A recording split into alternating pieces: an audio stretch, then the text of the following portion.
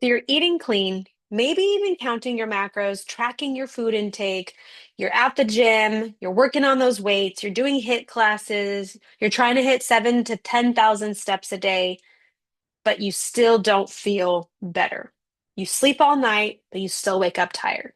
The scale won't budge, your clothes keep getting tighter and tighter, and you start to wonder, what is the frickin' point? I might as well just do whatever the hell I want because restricting myself and micromanaging every little bite that goes into my mouth isn't working. I might as well just have fun and let go. I hear this from women all the time in my consults, in my clarity calls, in my one-on-ones, on the internet, in passing, in workshops. I hear the frustration of, I'm doing it all right, but nothing's changing. I wanted to bring this conversation up because I think so many women out there need to hear why this could be happening to them because often you're likely going to the doctor, you're getting your labs ran, they're telling you your labs are normal, and you leave feeling like you're an anomaly, like you're a freaking unicorn, like you're one of the special ones, if you can even count it as special, that will never get back to feeling like you. The girls on the internet, on Instagram, on TikTok, on YouTube, walking down the street, you're thinking, wow, how is she at 40, at 50, looking that way? She must be doing something illegal. She must be taking something, right? And yeah, there's probably truth to that in lieu of, all the medications and injectable injections out there. Sure. I've seen a lot of women where historically I knew struggled with weight. You see them in 6 months and all of a sudden they're half the size that they once were. Sure. But for those of us out there that want to do things holistically, that don't want to have to rely on a medication or fully rely on a medication, for those of us out there that really care about overall health, longevity, and also feeling good. And let's be real, for many of us, it has nothing to do with the scale. Zero. I asked a woman the other day if the scale didn't change, but you were able to jump into the jeans that you've been saving in the back of the closet and they fit perfectly, would you care? Her answer was no. I think most of us feel that way. Unless you're a bikini competitor, you probably don't really care about how chiseled you get.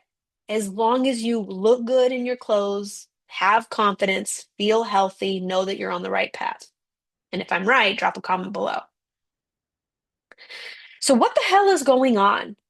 What is going on where eating clean, counting macros, counting calories, hitting F45 or personal training sessions 3, 4, 5 times a week, drinking your water, um, doing all the things, taking the supplements, going to bed, right? Prioritizing sleep. We're doing all the things that, the internet is telling me to. What gives?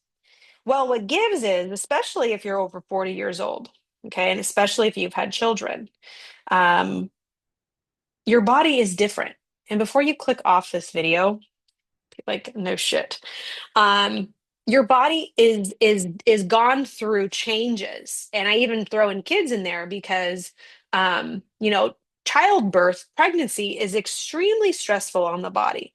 Most women coming out of pregnancy, um, likely have some imbalances that get thrown at them. I see a lot, low thyroid being one of them, because it's stressful, because carrying another life and keeping both nourished to proper standards while working full time or working out, like if you're trying to lead this life, right? Most women, when they're pregnant, don't go sit on lily pads for 9 months. They continue with their life. Our lifestyle now is different than it was hundreds of years ago as women. Your body gets tired, your organs get taxed. So after pregnancy, and hell, if you've had more than one child, then it just stacks up from there. So what's happening after 40? Why are we having such a hard time losing weight, having all day energy? I think for one, it's just a lack of education. Women out there are using tactics that they did in their 20s and 30s. And I speak from experience, right? Where you feel like, I have all this extra. Let's cut out the bread, cut out the carbs, increase the frequency of exercising because that's just what we did when we were younger. And it worked. It worked. But it's not working now. And in some cases, it's making it even tougher to lose weight. The women I work with in my practice have told me they're eating clean, they're working out daily, and almost they almost feel like they're gaining weight.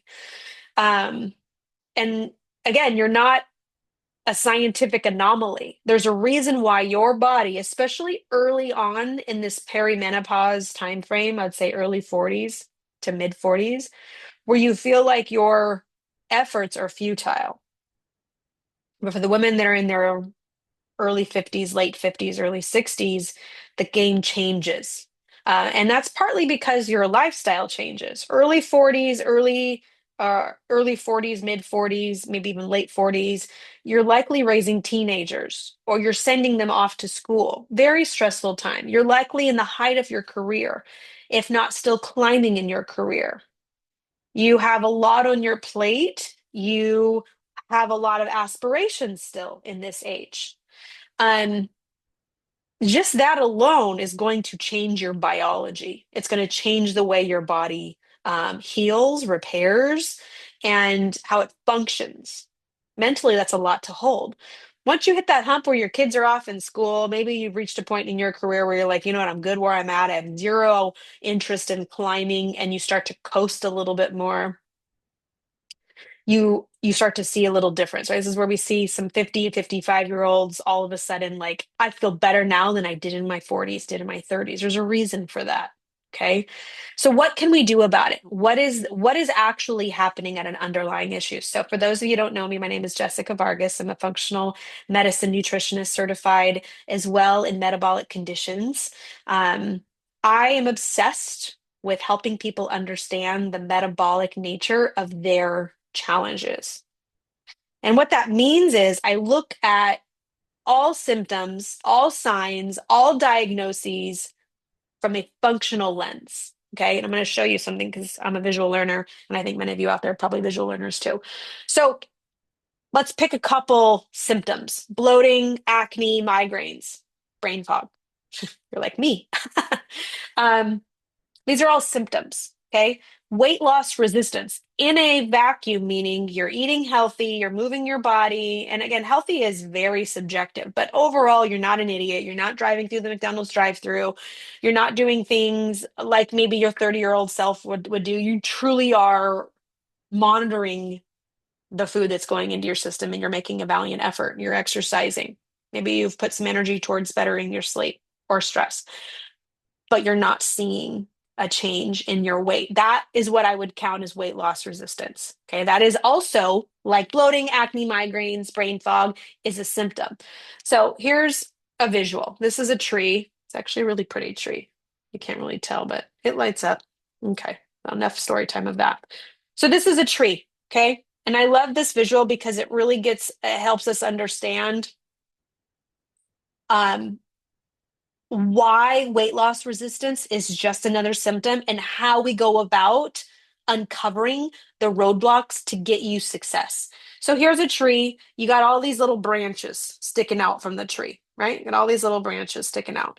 This right here is acne. This right here is bloating. This up here is brain fog. This one down here is weight loss resistance. Really, at the end of the day, it's all symptoms of a deeper rooted issue. So you got to ask yourself why. So you think about one layer down, right? You got your roots. Your roots, really, at the end of the day, is where we want to focus our attention when we are in a chronic struggle, a chronic battle. Okay. And your roots go into the soil. Just pretend this is dirt, but it's not, right? Pretend this is dirt. Your roots go into your soil. The soil is the terrain, it's the environment in which your roots are living in. That environment is going to feed or not feed nutrients up into the tree to either have healthy branches or dysfunctional branches, symptoms. A lot of us focus on the symptom. We think about symptom management. Eating healthier, cutting out foods, exercising harder. Those are all band-aid solutions if there are deeper roots actually at play. For some women, you likely aren't eating as well as you think. Okay, this rarely happens for women that come to my practice, but for some women out there, you likely are eating way more than you think you're eating, or you're under eating, or you're sitting on your butt all day long and you're eating more food than your body actually expends for some. Okay. But for many of the women out there that also know that they have other things going on in their body, maybe they have PCOS, maybe they have Hashimoto's or hypothyroidism, maybe they've been told they have anemia, maybe they have horrible periods, maybe you've had a hysterectomy, maybe you've had a lot of trauma, physical trauma, mental trauma in your life. Okay. Most people around their 40s or 45s have some level of trauma going on in their lives.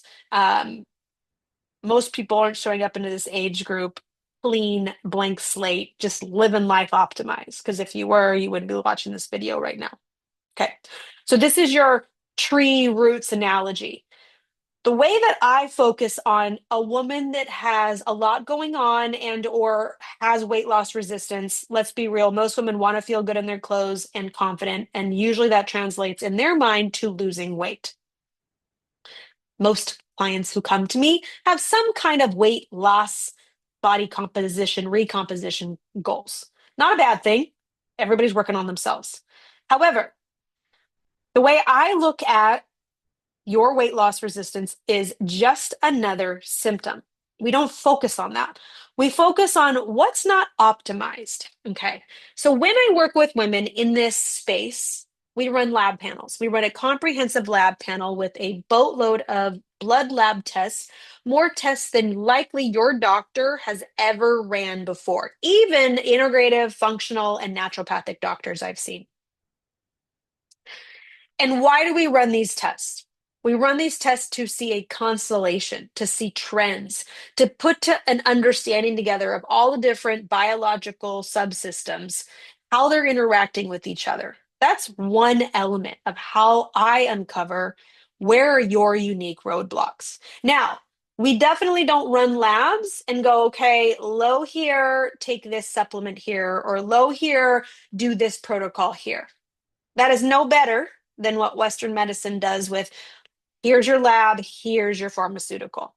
However, the labs that I like to look at help me build the understanding of what's going on in your body. And it also helps me to communicate with you as to why you struggled, because data is firm, it's logic, it's concrete.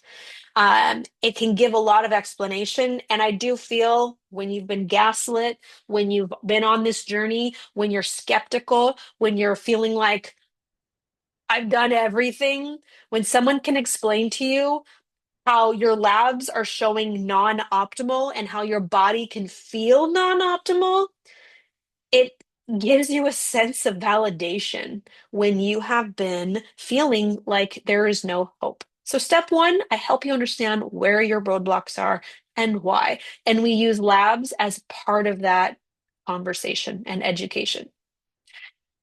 Roadblocks that I see often that women were not aware of, because when you go to a doctor, doctors are there to diagnose you. My job is not to diagnose you, but for a lot of women, they're not in diagnosable range yet. You are likely in a non-optimal range, functional range. This is where we can feel a difference. If your thyroid is non-optimal, but not quite hypothyroid, you will feel it. Brain fog, hair loss, nails don't grow, your belly keeps growing, hot, cold intolerance, dry skin, slow bowels, constipation. These are all signals of a sluggish thyroid, and you do not have to be diagnosable hypothyroid to feel this way. All conditions are on a spectrum.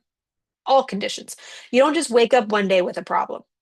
You inch towards that problem over time. It's just how willing, how motivated, how much are you willing to accept until you're not ready to accept it anymore. And you're like, this is bullshit. I need something to change, right? So that relies on you to notice when something's not normal and want to do something about it and relentless to figure that out.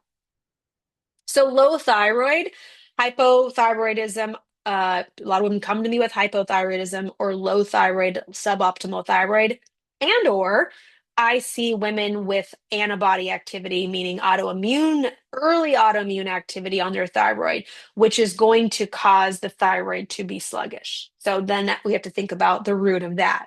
At that point, it's an immune system situation. And we still have to understand why the immune system may be launching an attack on healthy tissue.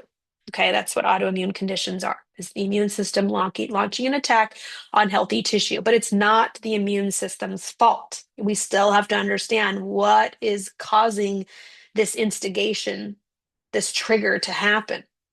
Okay, so that's one I see a lot. The other one I see a lot is blood sugar or insulin control regulation issues, insulin resistance, if you like terminology. Again, another spectrum. You don't just wake up one day diabetic. You are on it. Everyone watching this, everyone out in the world right now, including the dog next to me, is on its way to insulin resistance over time. Okay? Everyone. Be aging. Toxins we breathe. Everything, our inflammatory load is going to cause this over time. It's how well you're going to manage protecting the inflammatory load of your body that's going to keep you at bay or keep you from moving and progressing into insulin resistance, reactive hypoglycemia, prediabetes, diabetes. So the tests that I run, the qualitative, meaning the forms, the assessments that I have my clients fill out, meaning how are they feeling? What symptoms are they noticing throughout the day? What are things that they are feeling in their body on a given basis? All of that will help me understand, is this person now starting to feel that insulin resistance, and or are there labs also indicating early stages of blood sugar dysregulation and insulin control issues? So I would say those are the two biggest things. The other things I start to see are just suboptimal digestive function, even for women out there that don't have any bowel issues or don't consider themselves having bowel issues. Okay. And that would mean gas, constipation, diarrhea, or maybe your stools are all over the place. Sometimes they're soft, sometimes they're hard. Um, Stomach issues, belching, heartburn, gastritis, right? These are all classic digestive function issues. Women definitely have come to me before not realizing that they had some digestive issues because they just thought it was normal. It's normal to feel like this after I eat. I've always been constipated. I've heard that one a lot too. So that's another piece that I see, another roadblock to weight loss. These are all roadblocks. If your digestive system is not functioning optimal, you're not detoxifying properly, you're likely not absorbing nutrients properly, which are going to be a downstream effect as well on insulin control and thyroid function. All these things are intertangled, if you will, which is also why it gets confusing if you're trying to do this by yourself and you don't have an education or experience in working with a ton of women and variety of complex cases. Trends, things that I start to put together in people's labs, trends that I see in the health space with women. It takes experience, education, and practice to really understand what is happening underneath it all. So these three things, there's more, but these three things I would say are the most popular ones that I see in my population of women. And the reason why they're going to block weight loss resistance, well, if your thyroid is suboptimal, your thyroid is your master metabolism, a master of metabolism. It's your master of energy management. If your thyroid is tired, for lack of better words, and it's not functioning optimally, its number one job is not to help you lose weight. It doesn't care about your vanity metrics or how you feel. It just cares to keep the vitality of the pieces that are going to keep you alive. You can be 30, 40 pounds overweight and stay alive. You might not be happy, probably not, but you're going to be alive, right? So your thyroid starts to downregulate and only focus on the areas that are most necessary. Weight loss and burning fat off the body isn't going to be one of them. Similarly, with insulin resistance, when you are insulin resistant, when you have lost control of your insulin flexibility in the body, when you've lost control of your body's ability to burn fat and or sugar and go between the two, you turn into a fat storing machine. That mechanism is not broken. I don't like that word because you can definitely reverse insulin resistance. You can definitely reverse hypothyroidism. Um, but it's tinkered with. It's not optimal. So your systems get cross-wired and definitely losing weight is going to be hard. Digestive piece. Again, we talked about detoxification. If you are not pooping well, if you're not digesting well, that in and of itself is going to cause backup issues with releasing toxins, including hormones, excess hormones that your body doesn't need anymore. Even more so if you're on HRTs, like a double whammy. And then the second piece to that is just nutrient absorption. You need certain nutrients, selenium, iodine, vitamin C, iron, B12, zinc, vitamin A, I mean, all the B vitamins, not just 12, right? You need these vitamins for detoxification, for repair, for growth, for cognition, right? Like you won't feel good if you're not getting the nutrients, if you're not breaking down your proteins properly. Amino acids are your building blocks. Your body's not uptaking those nutrients. You're gonna have problems. So, digestive function, thyroid function, your blood sugar, insulin control function, these things are critical in order to lose weight. And now you throw on top of that perimenopause and menopause, when naturally our hormones start to land, estrogen starts to come down, progesterone starts to come down. But in perimenopause, those early 40s, estrogen's doing more of this. Okay. So we'll have some weeks where we're like, God, I feel great. What did I do differently? And then in a week later, you're like, oh, I'm ugly again. I'm fat. I feel gross. Right. We've all been there. We're like, I don't know what I changed.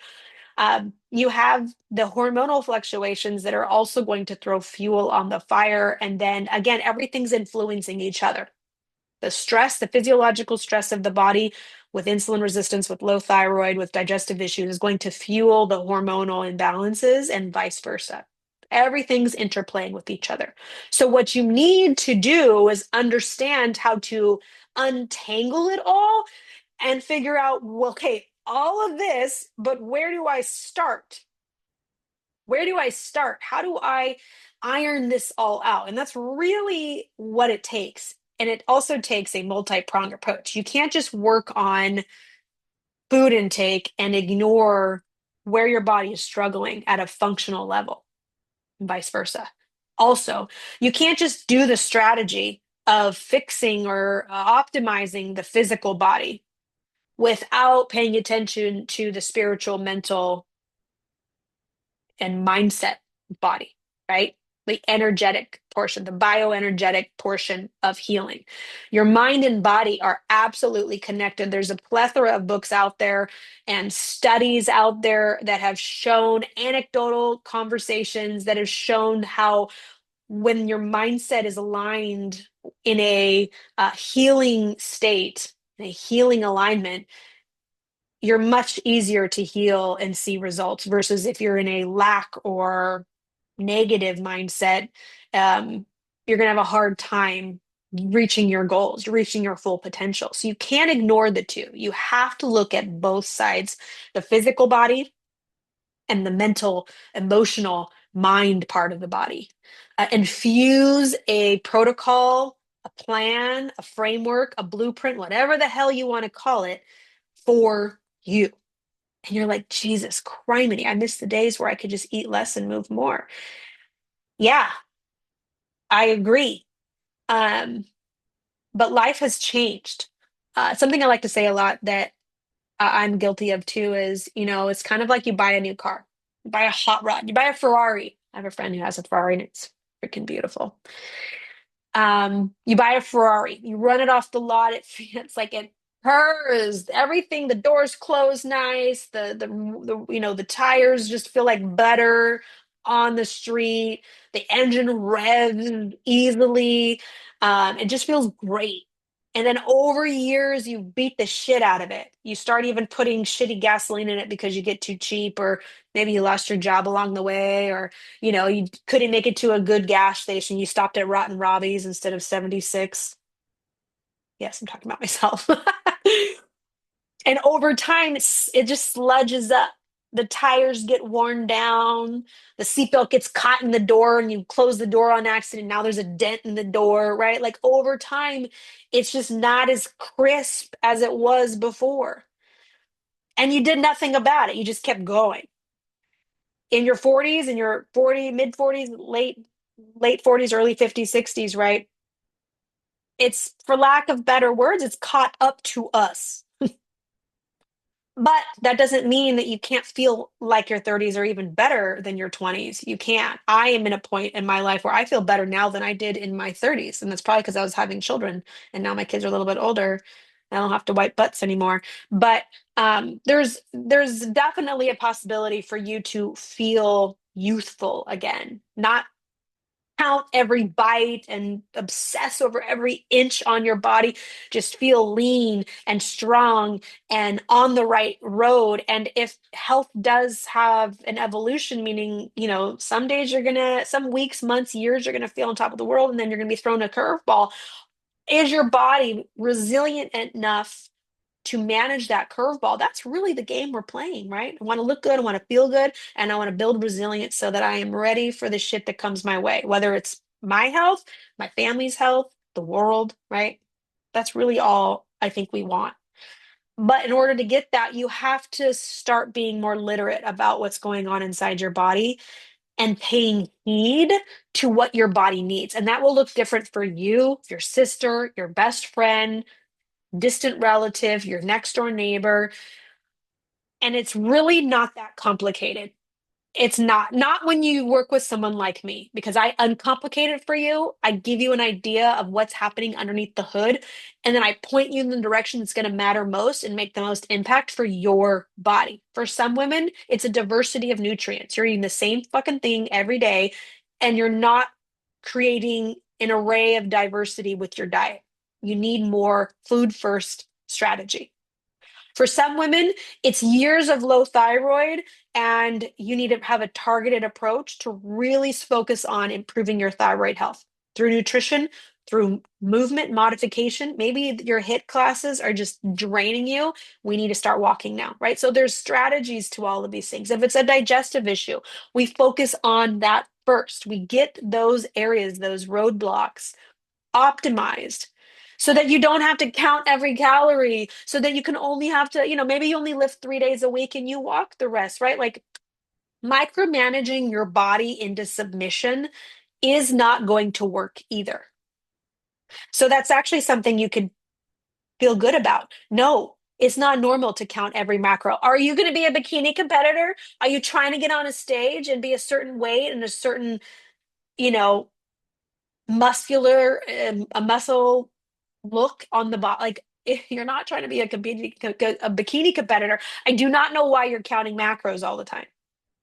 Early macro counting is great to create awareness for how much you're actually eating, because sometimes we need to measure just to check ourselves. But it's not normal to have to count every calorie, every macro for the rest of your freaking life. It's not, and it's not necessary. There's plenty of women I know that aren't doing that. But what they did do was they figured out what the hell their roadblocks were to success. And so if you're willing to put in the energy and the time and the financial resources, if you have them, to figure that out, you will stop beating your head against the wall, and you will start living your life optimally. And you will know when things get a little rocky, what strings to pull to stay resilient and keep moving forward in progress. So I hope this was helpful and eye-opening. You're not crazy and you're not a scientific anomaly. You aren't broken. Whatever you're dealing with right now, is fixable. You can improve upon it. You can break these weight loss plateaus. You can improve your composition. You can feel better, healthy, at peace with your body. But you got to put in the right effort in the right order in order to do it. especially at this point in your life. If you have questions about any of this, drop them below. Find me on Instagram at BeBodyEmpowered. If you want to check out what it would look like to work with me, there's links below explaining my initial case review for brand new clients, as well as an application to join and work with me one-on-one. I look forward to the next video. I'll talk to you soon.